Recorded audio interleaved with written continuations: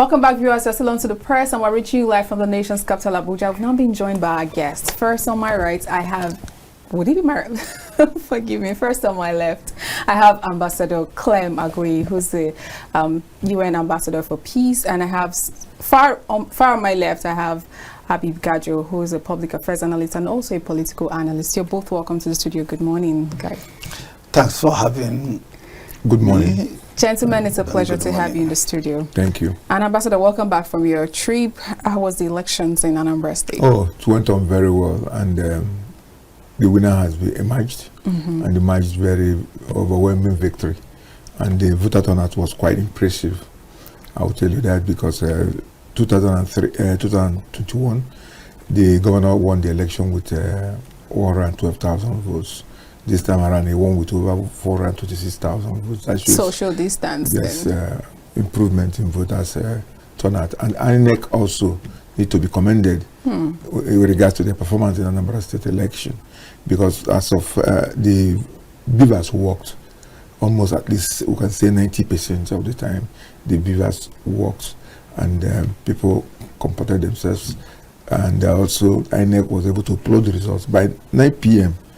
Almost 99% of the election result has been uploaded on the INEC IREV. So that's fantastic. If INEC continue to improve in that manner, I think we'll be sure of our vote counting and democracy and functioning in Nigeria. I think the people of the state and INEC need commendation, and the governor that he might be the winner deserve a congratulations. And also congratulate the people that also ran the election. The competition and contestation is what makes democracy quite interesting and beautiful. So it's win-win for everybody. I like that. I saw Mr. Gajo nodding in acceptance. So, Mr. Gajo, would you say that Amupiton's first assignment was a good one? Oh, it's too early to assess. You know, my road, my journey is from Morocco to Ibadan, so... Okay. I don't know what... All right, I'm so happy you mentioned Ibadan. Now, quite a lot of interesting development from the PDP convention. I thought you will say you are happy about Morocco. You know? I want you to state categorically, give us updates on what's happening with the People's Democratic Party, the convention that happened in Ibadan. There seems to be a lot of, hiccups. What's going on with PDP? There is no hiccup in PDP convention that took place on Saturday. It was well organized. I really appreciate the convention planning committee who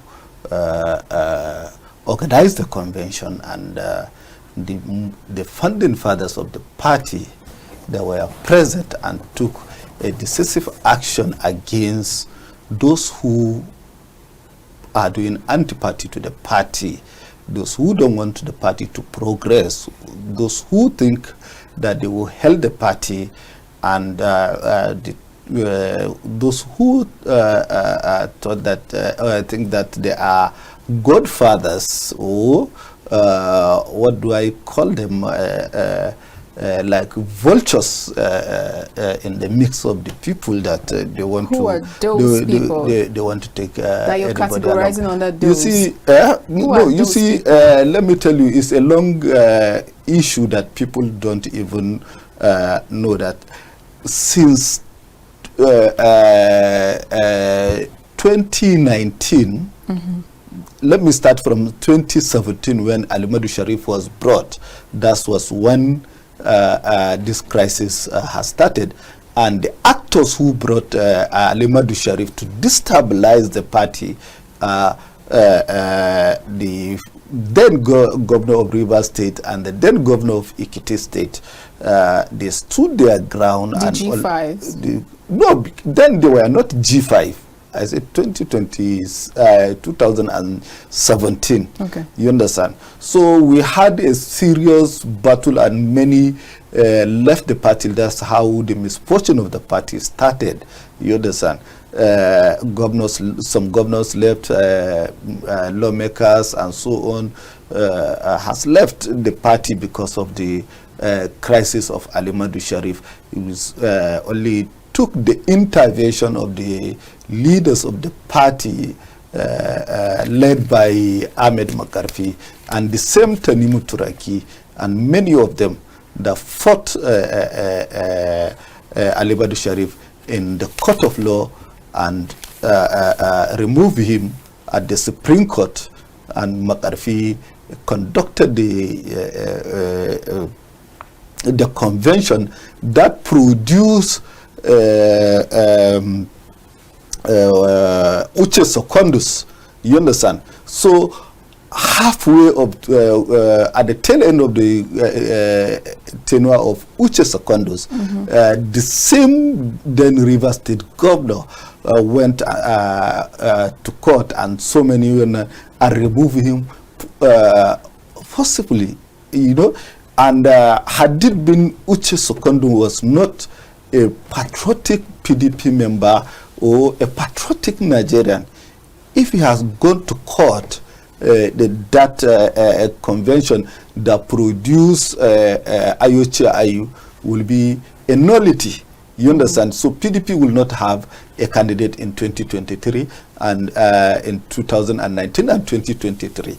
But the coalition of the like minds and the board of trustees members and the members of the party who stood ground, you understand, so to defend. Would it be safe to say that PDP has always been at war against its own self entirely? No, PDP. Let me tell you, there is people who thought party belong to individuals. They don't know party belongs to the people of a country. You understand? Very well. PDP belongs to every Nigerian. APC belongs to every Nigerian. ABGA belongs to every Nigerian. You understand? That is why we have membership drive. You understand? So you can't say you are the owner or you can claim anything you want to claim as your own. It's not your own. It's for the people. You understand? That is why it's called People Democratic Party. You understand? So they should know that certain individuals cannot help the party to stand still and will be the agent or the enemies of progress of the party. Okay. So the convention took place, and before the convention took place, there was a NEC meeting at the convention ground, which is the highest decision-making body of the party. That's the convention and the NEC meeting, and it was held at the convention ground, and they expelled those who are and then a new chairman emerged. And the new chairman emerged. Okay. So whether somebody went to court or did not go to court, they should know that a party has its own constitution. Okay. And nobody was denied access to contest for those who are expelled. Okay. Like Wiki and his group, they went to court, not to convention to hold. On what ground? On a ground that venue, on the ground of venue. It's only Sule Lamido that went on the ground of his own fundamental human right has not been met, because he met all the conditions or requirement to contest. You understand? Very it's only him that went for Janu cause to court. Okay. And I think with Sule Lamido is not enemies of the progress of the party. He was a founding member. I think they will come together as a leaders of the party, okay, and see that since a leader has emerged, now we have a chairman. Let's move ahead. Let's see how we can reconcile aggrieved members. Let's see how we will bring back the party glory to fly the flag of the PDP in Nigeria. All right. Thank you very much, Mr. Gadro. Ambassador, I'd like to get your thoughts. He said something that struck me. He said a party is not for some specific people, it's for the entire Nigerians. For example, he was making reference to PDP. But the question is, are Nigerians even able to make decisions in a party where they're not card-carrying members? That's the first question. And second one is this statement from Oshimole that says PDP is already a dead party. I'd like to get your opinion as someone who's not a member of the party. How do you see it from the outside? Well, just like Honorable Habib has said, the party actually naturally should belong to the people. The people owns the party, all political parties. In fact, even by the Nigerian Constitutional Electoral Law. But that would be idealistically, but realistically. No, realistically, even by the Constitution, the party is supposed not to be a segregated party, not to be supposed to be maybe an ethnic party or party of a particular faith or religion. You have to be Nigeria, to be widespread. Part of the conditions that qualifies you to even become a political party is that you have to have presence across the nation, across the local governments. These are the things that makes it the People's Party. People own it. Doesn't mean that every Nigeria will belong to one political party, but you will find every segment of the country involved in the party, whether they are Muslims or Christians, Hausa, Fulani, Igbo, Yoruba, any ethnic group is allowed to be in the party, and they're in the party. So the people should own the party. But you see, what happened in PDP over the time is that some people begin to claim, I'm a founding member of PDP. We are the owners of the party. They begin to have that sense of entitlement that without us, there is no political party. That's a fallacy. And some of them has even migrated from one party to the other, came back again to become PDP again. They are shameless. They don't even care. They are nomadic. And they will come and claim that we are owners of the party. And you see some of them clearly working against the interests of the party. You see some of them clearly causing the party to fail in an election they should win. And yet they claim we are the owners of the party. Who is fooling who? That's why people say PDP looks like people that Papa deceiving Bikin or people deceiving people. I mean, if you're a member of a political party, your interest should be how do I help this party to win an election and form a government, not how to destroy the party. PDP may be in coma, but not dead. I can't say they are dead, because when you say dead, it means it no longer exists. They may be so weak that they are not in position to pose a strong opposition to the ruling party. And it is painful to Nigerians, whether you are PDP or not. Strong opposition is very, very vital to the growth of democracy. Strong opposition is very vital for good governance and accountability. But where PDP have been so weakened by different forces and different factors that it can no longer provide that role it's supposed to provide as an opposition party, that means it becomes an issue that threatens even the very foundation of our democracy. I think it is the interest of Nigeria as a country, the interest of our democracy, that opposition parties like PDP are allowed to survive. Oshimole to me is a bit reckless in that statement, and it showed the mindset of the ruling party to look at the major opposition party, say it's a dead party, and you see that you people are doing everything to make it dead. If people do not find a place in democracy to express themselves or to ventilate their own view about Nigeria, then they will look for maybe more radical views to do that. It's somebody that said, I've forgotten who said it, that those who make peaceful change impossible makes violent change. It's Jeff Kennedy. Jeff Kennedy. So you see, we must be able to allow opposition to exist, and also the possibility that opposition can even win government. If PDP was if PDP was very oppressive that they didn't allow opposition, were we going to have APC? We will not have APC. Now APC must also ensure that winning is not everything in democracy. Failing is also part of it. If you don't do well, that is when people begin to ask, is our vote counting? Does the people vote count? And that's why asking me this question. Are people able to make input in a particular they are not card carrying members? Yes, they can. Because people remain the moral conscience. Or most people that vote in election don't carry card of any political party. Of course. How many Nigerians belong to a political party, including PDP or APC? We are 250 million Nigerians. We are about 130 or 150 registered voters across the country. I mean, all of them are not card members of any political party. And they even the ones that decide who wins and who loses in an election. So they make their input in various ways. Either maybe by advocacy, maybe by their ballot. I mean, they make their statements. They say, we don't want this or we want that. So the people matters. Without the people, there's no democracy.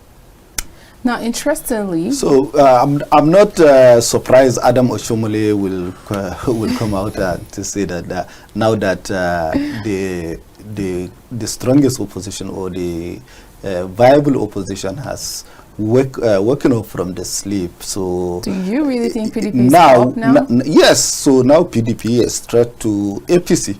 So he can say whatever he wants to say, but nobody will kill PDP, and PDP is still strong and alive, is still breathing in the space of Nigerian politics, and they will do more by bringing back the glory of the party. They need the Tanimu-led Traki National Working Committee need to restructure, reposition, and rebuild the party for the confidence of their PDP members and Nigeria populace at large, so that more there will now be a more viable opposition to the ruling party. So they are scared. They should sort their sword. We saw them in Plateau State. They were just crying wolf, but because now there is another, maybe, let me use this word, sheriff in town. Okay. So anybody who wants to decamp, the road is free, but PDP will rebuild itself, and more younger Nigerians and fresh people in a radical and radical approach of political situation in Nigeria will change. The dynamics will show itself, and the paradigm will shift from whether Emilokon or whether on your mandate will stand, and so on. It will change. Interesting. Give it a time, it will change, inshallah. Okay. You know, when Habib was making a comment, he said that when he was trying to trace the history of PDP crisis, he did mention that this crisis actually started in 2019. And a particular person has been... 2017. 2017. When Modu Sharif was thrown into the party as a national chairman. And he mentioned a particular name. And that particular name had been reoccurring in the crisis of PDP up to the last convention, where Bode George, one of the leaders of the party and the founding fathers of the party, moved a motion for the expulsion of this very person and his co-travelers, and the convention adopted it. Now, somebody called me yesterday. He said, look, thank you to Lieutenant Yerima that was able to confront and challenge these tyrants. You know, I was going to ask you, is it legal to have that kind of expulsion happen? Well, it is a convention of the party. That's the highest. It's legal. It's legal. That's the highest decision-making body of the party. It is a convention, and the convention have said that the only thing you can do now, if you don't like it, you go to court. But then I don't think any court in their right frame of mind will begin to interfere in the internal affairs of a political party. The Supreme Court have said it over and over again that the internal affairs of a political party and who governs and administers them is left for the party to decide. Yes. But you see, what happened is that everything in Nigeria is being destroyed by the current administration, by interfering in the judiciary, showing that the judiciary can be compromised at every time. Otherwise, the judiciary has no business telling PDP who governs them. They don't have any business also telling APGA who governs them. Likewise, they don't have any business telling APC who governs them. And one thing I would tell the government of the day is this: if your hand or your hands or your legs are involved in the internal crisis of opposition political parties, remove it, because you're not helping the democratic institution to thrive. Remove it. So you also believe that the PDP is up and ready for 2027? Well, or they still have a long way to go? If PDP still have a long way to go, there are a lot of build-up to do. There are a lot of courage to do the right thing. 2017 to now, they never did the right thing. Many people get tired and frustrated about PDP because you can't imagine a political party not being able to take a decision against members who outrightly you can see are working against the interests of the party. I mean, people like me. It's long overdue. It's long overdue. People like me actually stop talking about PDP. And I felt, I stopped having sympathy for PDP. Because Ambassador, thank you very much for bringing this one. You see, the sympathy that Nigerians have for PDP, we are seeing clearly Nigeria is towing the path of one-party state, which is in a multi-party system. You can't allow it to happen. No, I'm coming. Wait, it's not that. The dominant in government, that's what we mean in party state. You understand? Not geographical location of a state. When you say the state, you are saying the whole country. You understand? As a state. Now, you even distracted me. Now that this crisis has come to an end from 2017 to date, now we have a lawyer who is a senior advocate, you understand, to be the national chairman. Let's see who will challenge the legality of the party, or even bringing or throwing spanner into the like I said, the Tanimu-led Traki NWC, they need to rebuild the party, you understand, to reconstruct it, to reposition it, you understand, to bring Nigerian on board. He can even go to coalition and bring the coalition peoples back to the party, because they left because of these grievances. They left with anger, you understand. So now that the party is now has leadership and cohesion, so they should come together and work together and start building the opposition. They need to tell Nigerians what Nigerians need to remember, that the APC-led government put Nigerians into poverty and hunger for over 133 million by statistics. These figures were by MBS, you understand, and other international organizations. They are real.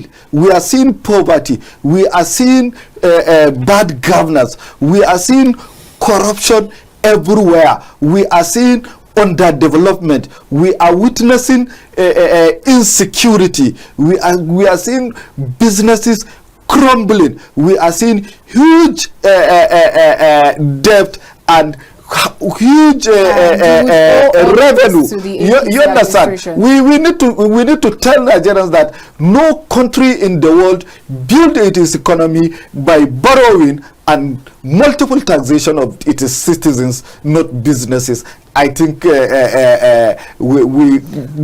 PDP need more to say. Well, thank you, Ambassador. I just wanted to add one thing. I mean, clarify so that people will understand. Okay. When we talk about one-party state, it doesn't mean the absence of other political parties. Even in China. Talking about Even in China, Dominant. there are other political parties in Of China, course. but the ruling party is the Communist People's Party. Because when it comes to electing the leadership of the country, it is only the CPP that is featured. And that is what Nigeria was telling. Even if you go to Soviet Union, Russia, even if you go to Russia, there are other political parties. They can win in their local elections. But when it comes to the national election, it becomes that one. That was where Nigeria was moving towards. Yeah, the situation whereby APC-led government is making other parties become mushroom political parties was a danger. It was not good for Nigeria. We need strong opposition parties that can alternate. Look at Ghana is making progress. Because if you are not doing well, the other party will take over in the next election to the mandate of the people. You don't use corruption to perpetuate yourself on the seat of power, and people continue to suffer in the country. Thank you, gentlemen. Now let's move away from and politics. thank you for Lieutenant A.M. Yarima. Yes, we really need to thank the young man. You honestly, It shows that these people are all clean motives. Yes. The question is, was he supposed to be right there at that time? Who But was that's- supposed to be where? I'm talking about the Lieutenant Yerima, but that's No, that's the not what I FCT wanted us minister, to talk not the about. Yerima. Let's not talk about that. That's not his official assignment. Now let's go to other What conversations. is not official assignment? The guy said, I'm acting on orders, on command. And you know the chain of command from the commander-in-chief to service chiefs, and service chief Mr. Gaji. gave him an order to protect that land. So it's a duty to protect. What is the role of the military? Is to protect the territorial integrity of every service Nigeria. chief or general upon retirement is entitled to his PSO, and the other officers other like officers. driver and his orderly and whatever, he's entitled to that. And the duty of the PSO is to protect the life and properties of his general that is protected, and he has sworn to protect him with his life. Reverse the case, assuming the order was for the Lieutenant Yerima to protect FCT minister's life, won't he protect him with all his life? He will do exactly the same thing. exactly, because it's an Alright, order. Even if that property, even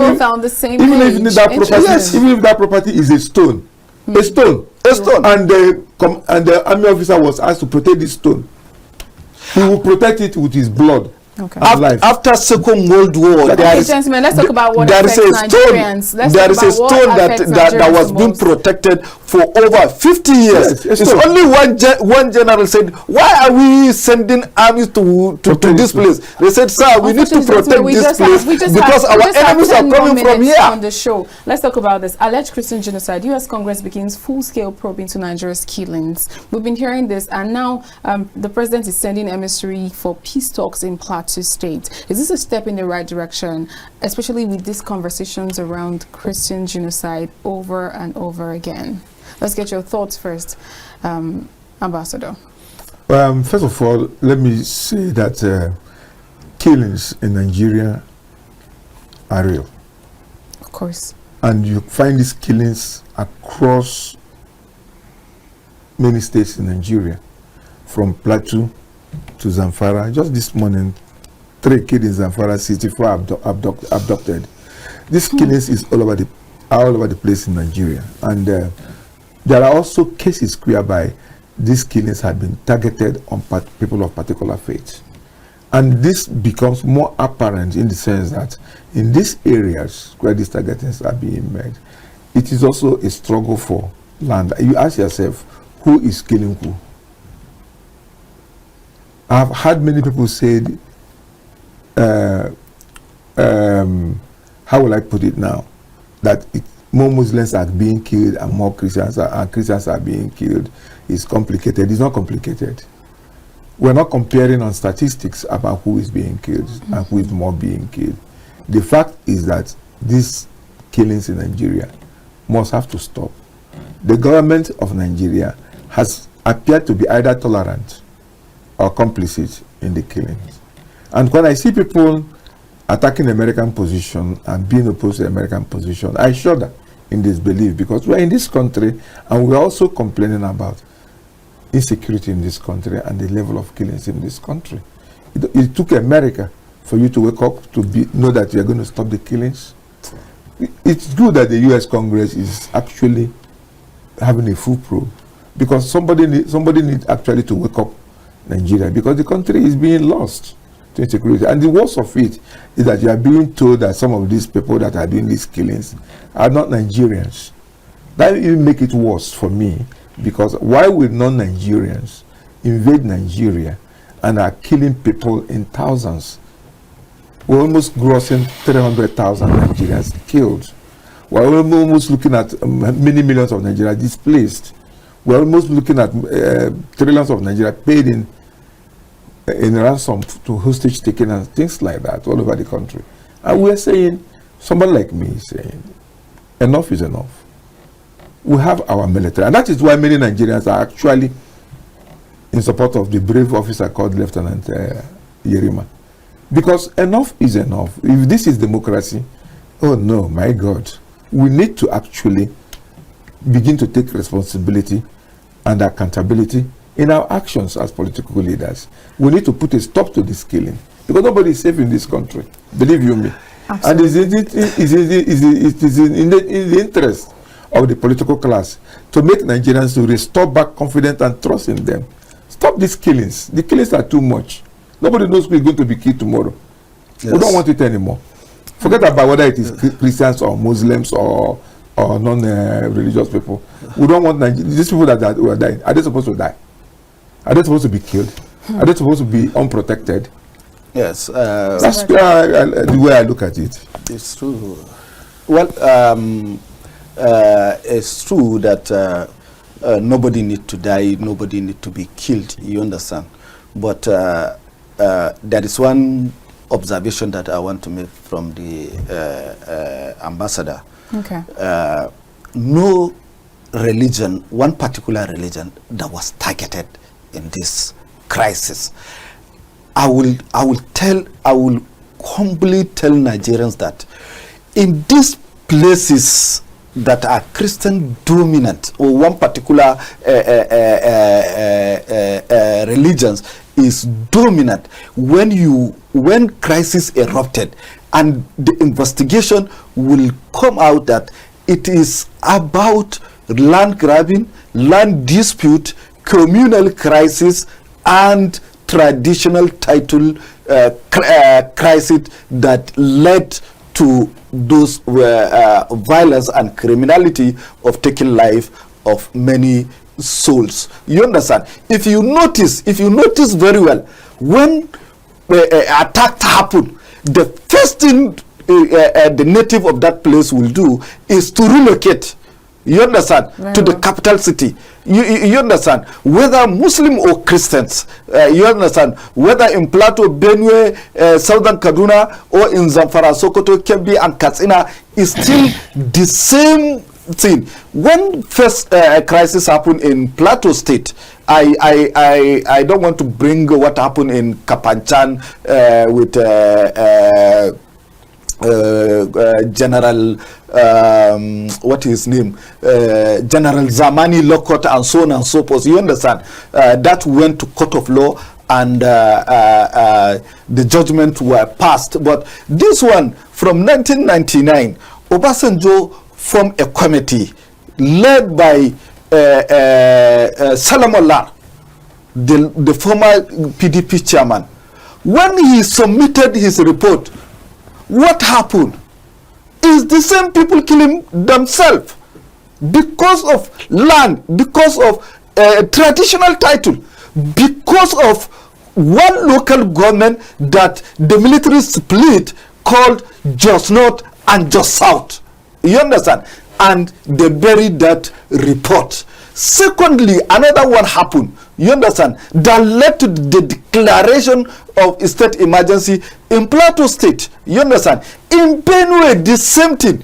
They are living with these people you call foreigners for centuries. You understand? You can't sell a land to somebody to come and stay with you and graze with you and fish with you and farm with you. And it's not only the stereotype tribe that are in this crisis.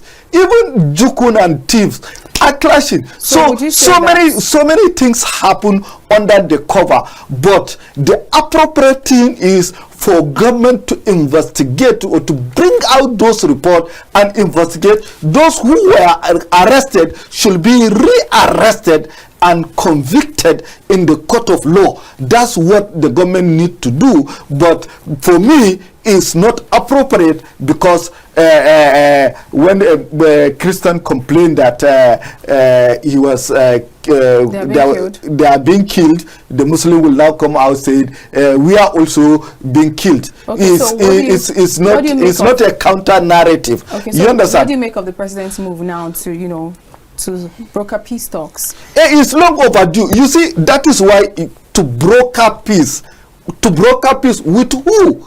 With the native of that place. You understand? The indigenous of that place. Okay. To broker peace. He did not say to take a countermeasures. You understand?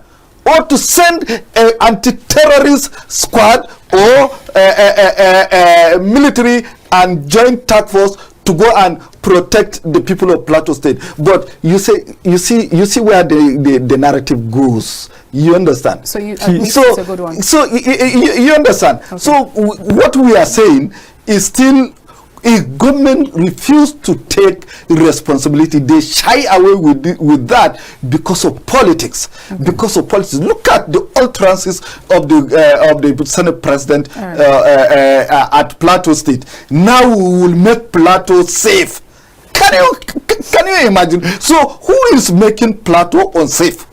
All right. We need to. Mr. Gajo, thank you so much. Mr. Gajo, I will also tell you this. We're in this country when somebody said that the people that are killing people are not the Nigerian Fulanis. We're also in this country where somebody, a PDP governor in Bauchi State, said there is a deliberate policy of allowing all the Fulanis from all over West Africa, they're like gypsies. They can come in and settle in Nigeria. When they come in and settle in Nigeria, where would they settle? Somebody's land. We're in this country where somebody told us that we've heard that a particular political party, in the bid to take over election and the power in 2015, imported militias and housed them in Nigeria to cause problem in case they lose the election. Unfortunately, or fortunately for them, they won the election. And instead of sending these militias back, they did not. And the military stayed back here and started fending for themselves.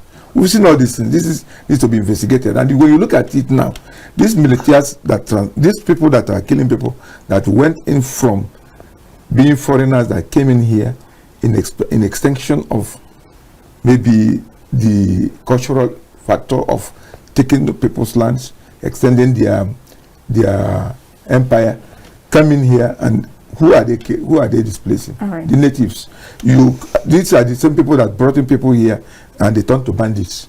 The bandits are the one also killing people. And you look at Boko Haram and ISWAP, who are they? What is their motive? Why are they killing people? Whether they're killing Muslims. So do you think that this peace talk right now is going to make any difference? This peace talk is just in Plateau State now. This is not the peace talk we're talking about in Nigeria. What about other states? What about other states? What about the other issues in Nigeria? And this peace talk, if you look at it very well, it is a peace talk between the natives and the Mieti Allah. Absolutely. And it's not about the natives. It's about Mieti Allah and the natives whose crops are being displaced. And why is this problem there? We are all live together in this country. All of a sudden, under this democracy, we begin to see all kinds of things that happen in this country. Thank you so much, Ambassador. Thank you for your time. Mr. Habib Gajo, really appreciate you for your time today. I really wish we had so much time because I know you both have a particular spot you really want to touch on. Yeah, no, on this crisis, Apabio, the Senate President, has already make our day for saying that we will now make Plateau State safe. You will now, so you will now make Plateau State. Thank you so much, Ambassador. Thank you so much. You will now. So why you expect yourself for this time? Thank you, gentlemen. So you will not make Plateau That's State. why we viewers, said it's politically motivated. Thank you so much for being a part of the show today. We really appreciate you. I am Olamide Alhassan, and I'll see you again next time. Bye.